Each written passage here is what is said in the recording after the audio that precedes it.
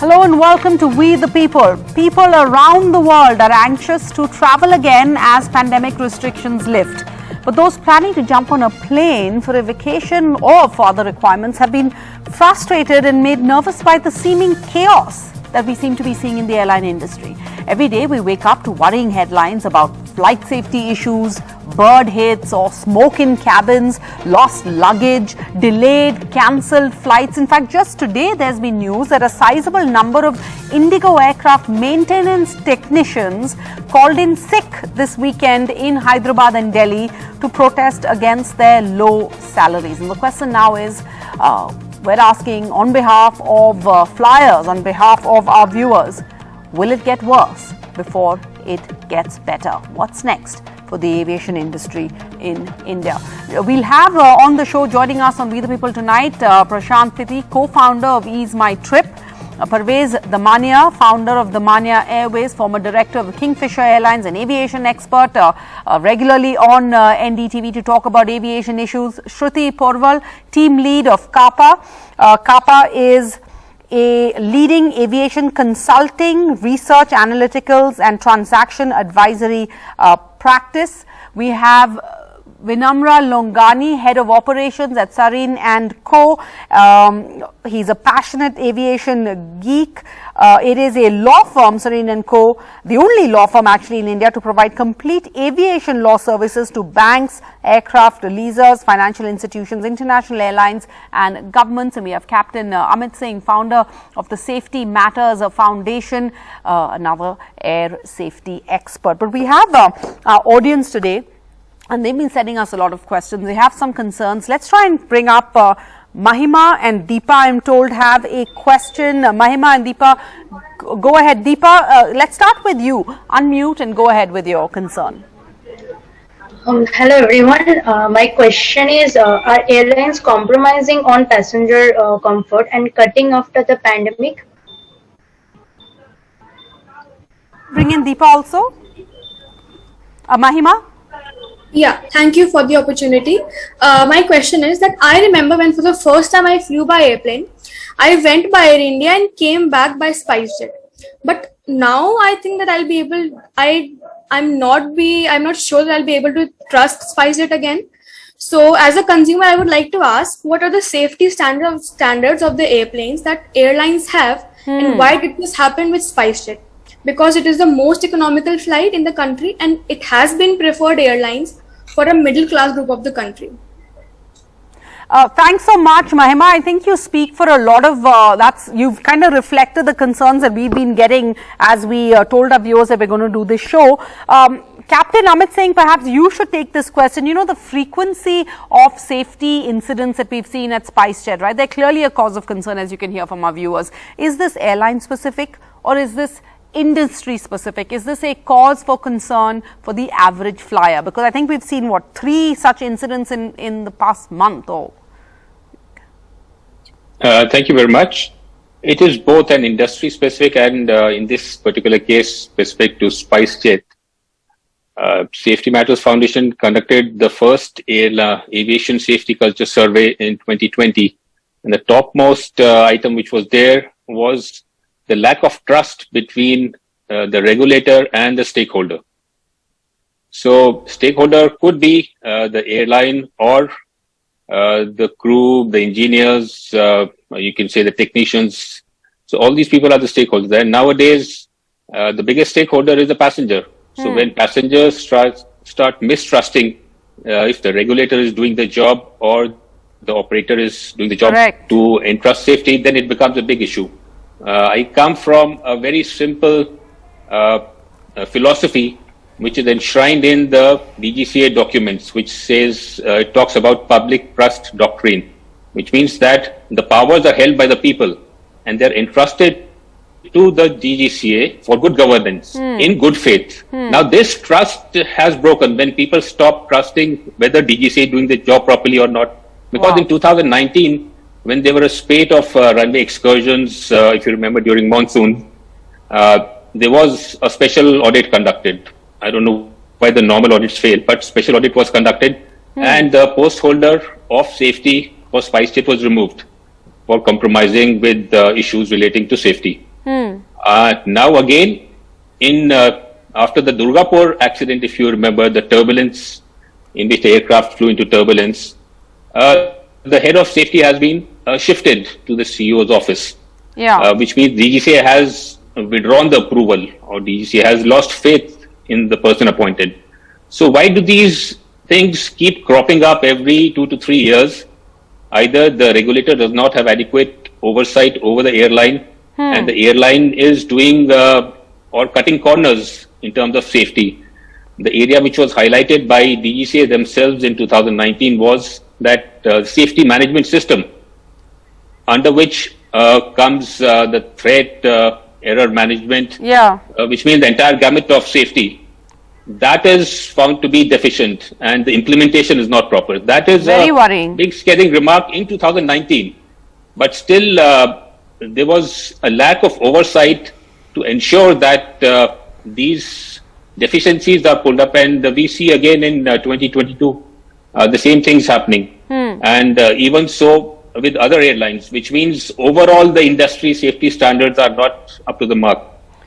Very worrying. Parvez Damania, would you agree? Because, you know, as Mahima pointed out, Spicejet is like the third largest airline in the country. It has about 13% of the market share in the aviation sector in terms of passengers carried. And a lot of the passengers who are middle class, we want to fly on Spicejet because it has attractive fares for us. So, and it's not just safety, we're also seeing high flight cancellations by Spicejet. I think this month it came second in terms of flight cancellations according to the DGCA.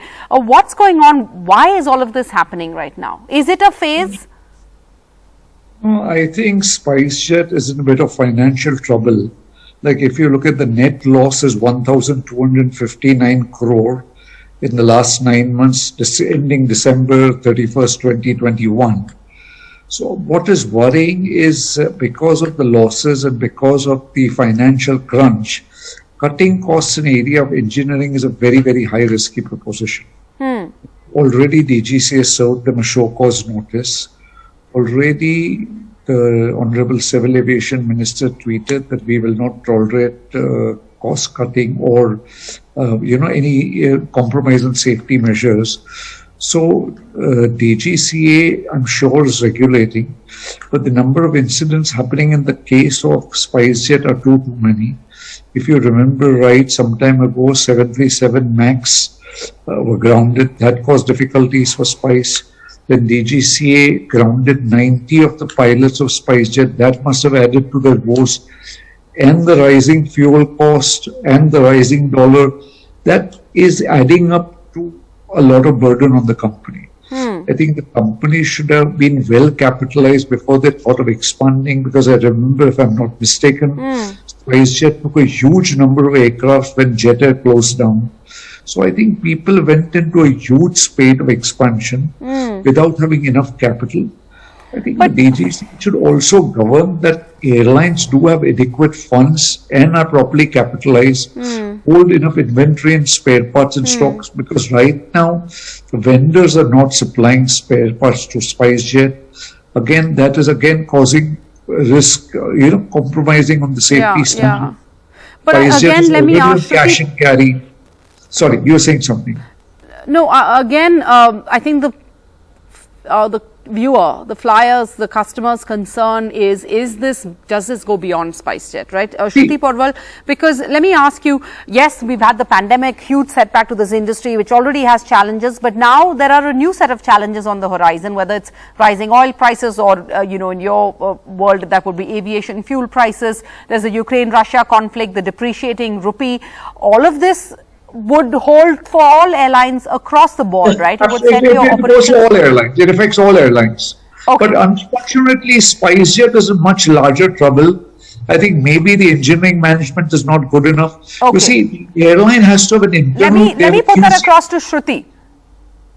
Thanks, Mrs. Damania. Thanks, Sarah. So maybe I'll just start by saying that though the number of incidents that have happened recently have been disproportionately towards Spicejet, it is not just this airline that has been facing financial trouble. The industry lost close to $7 billion over the last 2 financial years. And like my colleague panelist was mentioning, Spicejet definitely has more financial trouble compared to some of the other airlines, but it is the industry that is facing a recapitalization challenge. Yeah. And these issues will continue to happen if the industry is not recapitalized, and the maintenance challenges because of cost cuttings that that the airlines are doing, these challenges may continue. However, with respect to DGCA, another thing is that DGCA does take safety very, very seriously, and which is why this show cause notice is it has been issued to Spicejet and should be taken. And once Spicejet provides the data, we should see that DGCA will maintain proper safety and security for the passengers. One of the things that can be done to bring back this confidence to the industry could be that the results that are, or the actions that are taken by the airlines should be shared in a transparent manner, which will bring back some confidence. Vinarma Longani, the fuel prices make up what? 40-45% of the total operational costs for players in the industry. I think must be at least a 30% increase from a year ago because of the changes. How does one, as Shruti points out, do this recapitalizing, and legally how much of a challenge is it? Because I'm not sure how it works with planes, airlines sign up, they anticipate price being a certain level, that's where you sell your tickets, make your bookings, how many flights, which sectors, and then the rug is pulled out from under you. So how easy is it to recapitalize? Okay, thank you for having me on the show, Sarah. Just before I get into my analysis of how airlines can be recapitalized, I would just like to, just give our viewers a view of how the industry is regulated. You see, the aviation industry is one of the most regulated industries in the world.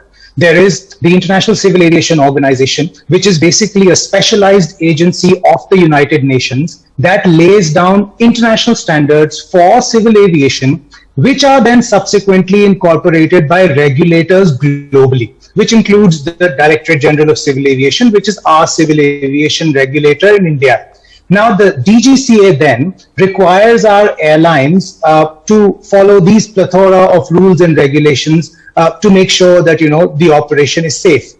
So you see, these standards are international standards and all countries really adhere to it. Now, to come back to your question of recapitalization, you see, at the end of the day, there are a couple of ways that you can sort of recapitalize an airline. One is, if the promoters of the airline bring fresh equity in. The second one being that, you go to the stock market, which really isn't an option in today's day and age, given the economic climate that we're in.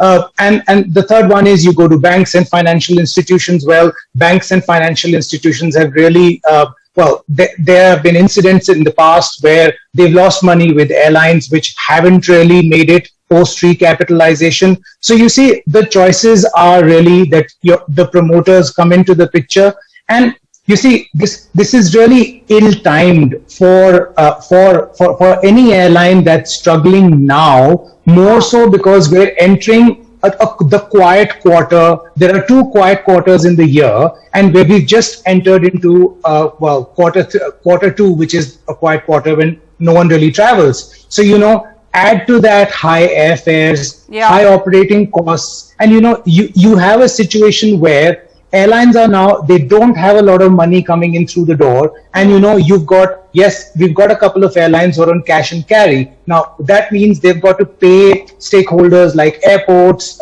on a daily basis for the services that they use. So yes, these are issues. I completely agree that our airlines need recapitalization. But just to go back to my first point, you see, it's just, in this industry, safety is paramount, and in my opinion, there are enough checks and balances in place, and it goes back to the show cause notice which has been issued to a particular airline. So you see, not as if nothing's being done. In my opinion, we've got to trust the regulator, the regulations, and and sort of like wait to see what happens in that regard. All right, there are enough checks and balances in place. We are so glad to hear that on the show. The question now is that what the public believes? Is that the narrative in their head? Let's bring in Prashanthi, co-founder of Ease My Trip. Ease My Trip, of course, is the second largest travel portal in India. Great to have you on, Prashant. People are itching to travel. We've had this long, horrible lockdown. Yet at the same time, as Vinamra just said, the timing could not have been worse for all of these incidents related to aircraft safety to be coming up in the headlines every day in the morning. You hear about smoke in the aircraft while you're flying. It's really scary. Do you think that this has put people off travel? Is this a deal breaker? Well, firstly, Sarah, thank you for having me on the show. See, I believe that few incidences which have happened lately are more of anomalies in statistics. And as the panelists before were mentioning, that there are enough checks and balances put in place to ensure that nothing goes terribly wrong, at least intentionally, on this side. So I believe that I would want to echo this thought process that whether it's our company or any other company or an airline, everybody wants to provide unparalleled services and ensuring the safety of the passengers. Yeah. Like no company would deliberately or intentionally want to displease or make consumers angry. So I believe that we should let the airlines explain to the DGCA for whatever anomalies have happened. But more than so, I believe that there are enough checks and balances put in the system. So apart from optimizing safety, given the conditions that we're facing right now, what do airlines need to do under these circumstances? Like, are there any consumer-friendly options? Given that there are so many flights being cancelled, flights being delayed, do we need to see more flexible booking, these change fees, relaxed cancellation policies? What can airlines do to increase consumer confidence in flying again? Because that's also something that the airlines need right now. I know you believe in revenge tourism and all, but isn't revenge tourism really a mainstay? Is it of the upper middle class and above? See, of course, during this is the recovery time, right? Everybody in tourism industry has faced the brunt for the last 2 years. So trust me when I say that nobody in this industry wants things to go haywire at this time, because this is the time to, as they say, make the hay when it's sunshine. Right. So this is the time when we would want consumers to travel and bring back the industry to the place where it was. There are certain services which airlines are supposed to provide if there are delays. For example, if the delay is anywhere between 2 to 5 hours, then the airlines must offer passengers free of charge meals and refreshments during the delay time. If the delay is for 6 hours or more, then passengers have right to ask for full refund or even an alternate flight. And if the delay is for more than 24 hours, there are certain other rules. I'm just simplifying it for the viewers right now. But if the delay is for more than 24 hours, then airlines are supposed to even include accommodation. All this, if the delay is happening because of the airlines, not because of any force majeure clause, like, terrorism or because of government rules. These are certain services which are supposed to be provided by the airlines in cases of delay and cancellation. In our organization, seeing the pandemic, we also started something wherein if you're booking any domestic air tickets on Ease My Trip, and if you have to cancel it because of any medical reasons, all you have to do is upload doctor's prescription and you will get your full money back at Ease My Trip. We started this service at the end of second pandemic, and we are continuing with the services. So adjusting to the conditions, adjusting to the fact that we are in a pandemic. All right, let's get in two more of our viewers. I think there are two more people who want to talk, Sumanta and Pratham. So Pratham, Sumanta, go ahead with your comment, question. You need to unmute, Sumanta.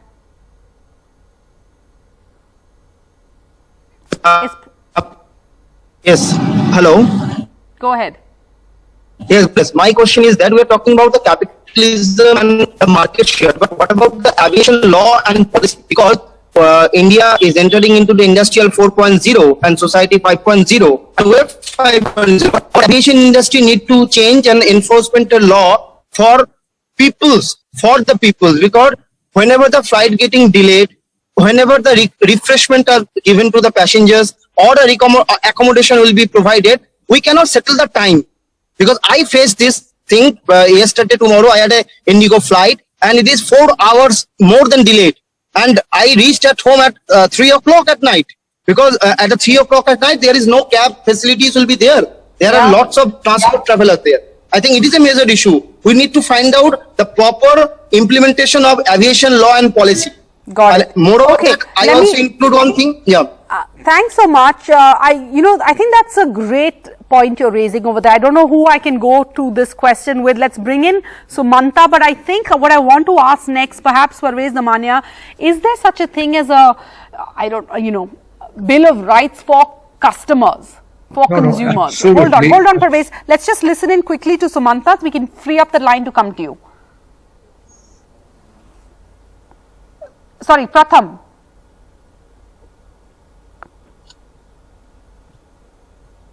Go ahead, Pratham. Shall I speak on? Thank you. Ma'am, there is a simple question that I am asking, that Boeing 737 has a very bad track record right now. We have seen many crashes of Boeing 737 MAX 8. Then why the most of the fleet of the Spicejet is of just Boeing 737s? Why they are not diversifying fleets with more of the economic planes like A320s or A319s? Why is this happening? Okay. Captain Amit Singh, I'll come to you, but first, Parvez Damania, if you can help, is there such a thing as, a bill of rights for a consumer, a passenger? The laws are very clear right now. The DGC has become very consumer friendly, and the rules and regulations, as somebody before me said that for so many hours this compensation, so many hours this compensation. And I think with the ticket, the rules and the consumer rights should be printed and given. I think we as consumers are not very active in this area. And yes, the consumer rights are very well protected. And the other gentleman asked a very interesting question, that why are they using 737 and why not go to Airbus 320? Once an airline has accepted a Boeing or Airbus aircraft, it is very, see, first of all, these aircrafts are very technologically advanced. They are extremely safe. The Boeing and Airbus are the only two companies running the entire world market.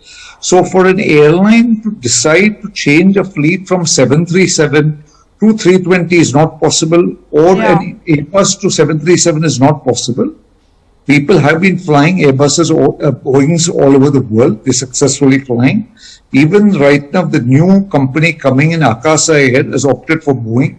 Nothing wrong with these aircraft. These aircrafts are very technologically advanced and very, very safe.